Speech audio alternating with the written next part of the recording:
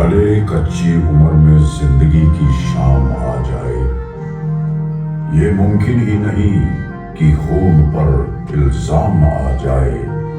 हमारे गांव में बहनें उसे राखी न बांधेगी, पलट के जंग से भाई अगर नाकाम आ जाए।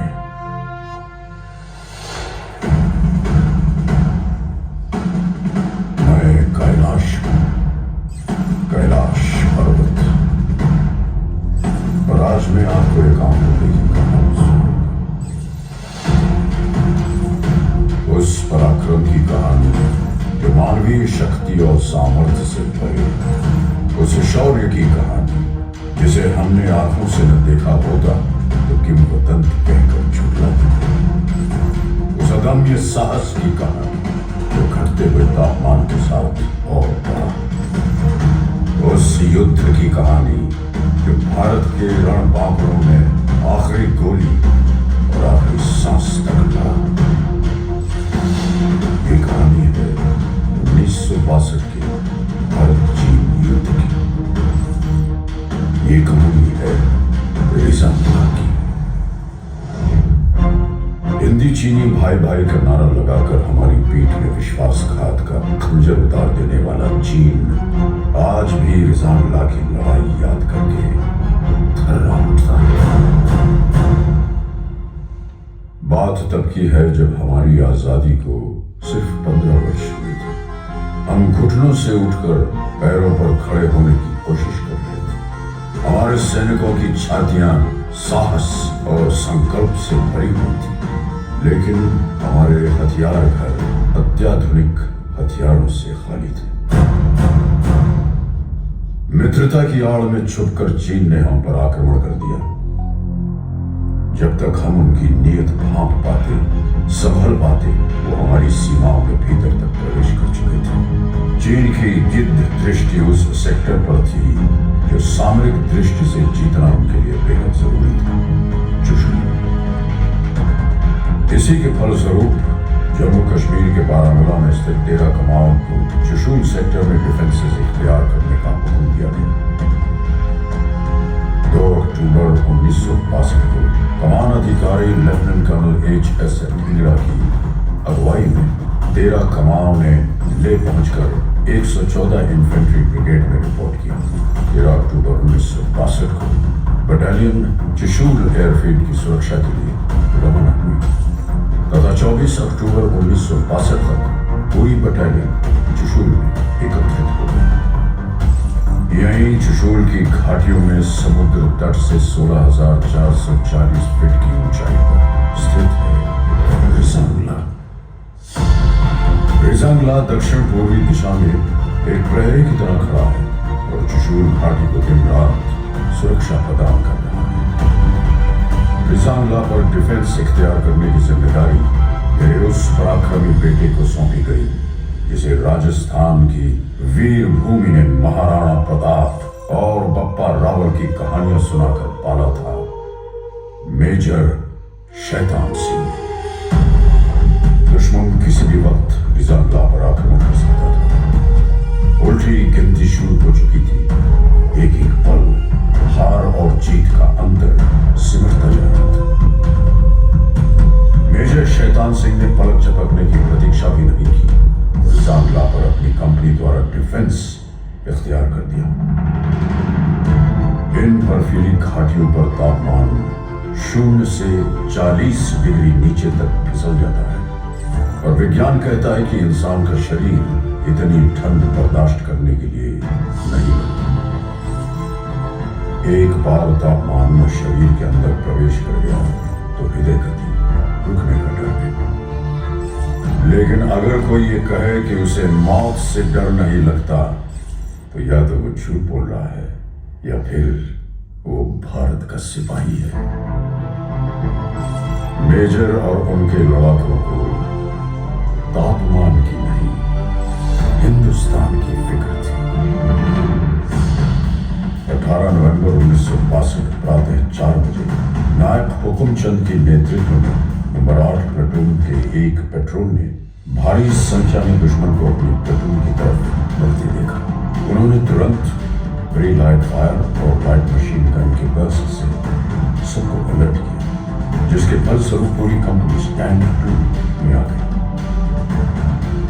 मेजर शैतान सिंह ने सभी प्लेटून कमांडरों को हुक्म दिया कि वो अपने अपने इलाके के आगे पेट्रोल भेजें ताकि दुश्मन के बारे में अधिक से अधिक जानकारी हासिल की जा सके। जिसके बाद तमाम पेट्रोल्स ने भारी संख्या में चीनी सैनिकों के मौजूद होने की पुष्टि की। सवेरे 5 बजे दुश्मन ने हमारी नंबर 7 और नंबर 8 प्लेटून पर सामने से हमला बोल दिया। दुश्मन का आक्रमण बहुत भारी था, लेकिन हमारी वीरता को हल्का समझने की गलती चीनी कर चुके थे।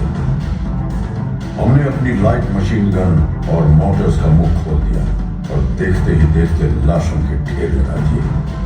ज्यादातर चीनी मारे गए और जो बच गए वो जान बचाकर पीछे भागे। सामने से आक्रमण विफल होने के पश्चात दुश्मन ने दूर से गोलीबारी शुरू कर दी। जमादार हरिराम के नेतृत्व में हमने इस गोलीबारी का डट के मुकाबला किया, लेकिन वो गिनती में बहुत ज्यादा थे और हम बहुत कम। चीन की सेना ने इस इलाके पर कब्जा कर लिया और हमारे वीर सिपाही संगीनों पर सर रख के हमेशा के लिए सो गए। तभी उत्तरी छोर से नंबर 7 प्लेटून पर भी दुश्मन ने हमला बोल दिया। जमादार सुरजा ने 3 इंच मोटर सेक्शन को आगे बढ़ते दुश्मन को निशाना बनाने का हुक्म दिया। मोटर सेक्शन में कारगर फायर डालते हुए दुश्मन को भारी नुकसान पहुंचाया। दुश्मन ने अतिरिक्त जवानों और मीडियम मशीन गन के साथ फिर से हमला किया। इस बार लड़ाई सिर्फ बंदूकों और गोलियों से नहीं, हाथों से भी लड़ी गई। कुश्तीबाज लांस नायक सिंहराम यादव ने 10 चीनी सैनिकों को बालों से पकड़कर चट्टानों पे पटक पटक कर मार डाला। उनकी फौलादी भुजाओं से टकरा के चीनियों के हौसले झटक गए। इस प्लेटून के समस्त सैनिक अटल शौर्य के साथ लड़े और हंसते हंसते वीर गति को प्राप्त हुए।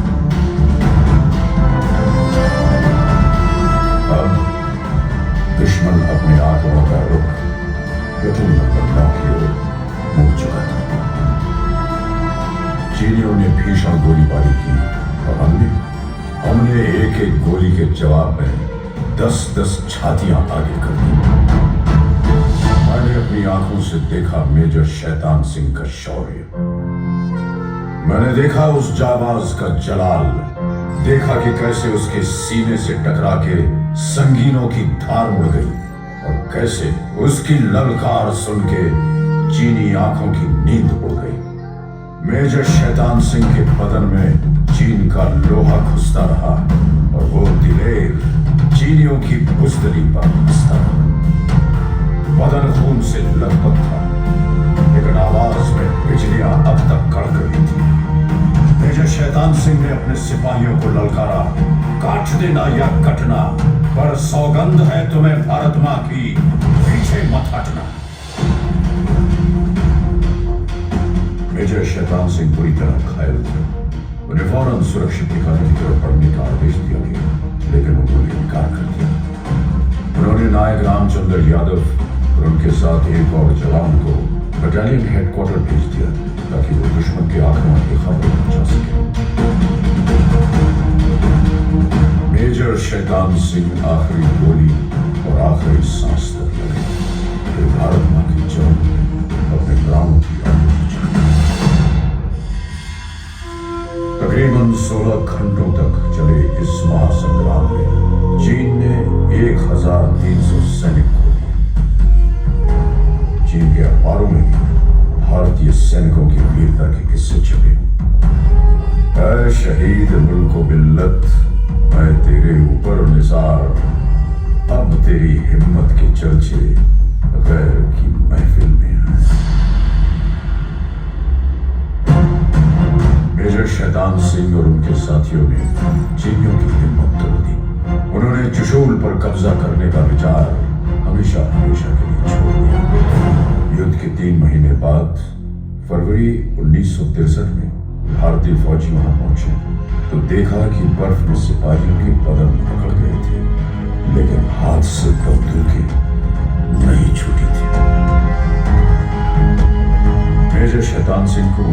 उत्कृष्ट वीरता, अदम्य साहस, दृढ़ निश्चय और पराक्रम के लिए मरणोपरांत भारतीय सेना के सर्वोच्च सम्मान परमवीर चक्र से अलंकृत किया गया। रिजांगला के युद्ध में वीरता की नई गाथा लिखने वाले जवानों को भी एक अति विशिष्ट सेवा मेडल, 8 वीर चक्र, 4 सेना मेडल और एक मेंशन इन डिस्पैच प्रदान किया गया। इस युद्ध की स्मृति में कठिन कमाओं की चार्ली कंपनी को पुनर्गठन के बाद रिजांगला कंपनी के नाम से जाना जाता है। ये युद्ध स्मारक रिजांगला के इतिहास का गवाह है। इसके प्रांगण में आहेर धाम उस पवित्र स्थान पर स्थित है जहां भारत माता के वीर सुपुत्रों का सामूहिक अंतिम संस्कार किया गया। तत्कालीन brigade commander brigadier TN. Raina द्वारा इन वीर योद्धाओं को मुखांजलि दी गई थी। जो राष्ट्र को धर्म मानते हैं उनके लिए यह स्मारक एक महातीर्थ की तरह वंदनीय है। तुम ही ना होते तो दुनिया बबूल हो जाती, जमीन खून से यूं लालाजार करता कौन। हजारों लोग हैं यूं तो जमाने में, लेकिन हमारे वास्ते यूं मुस्कुरा के मरता कौन। रिजांगला मेमोरियल का हर पत्थर एक घोषणा है कि हम भारत के लिए जिएंगे, भारत के लिए मरेंगे। ईश्वर हमारे शत्रुओं पर दया करे, क्योंकि हम दया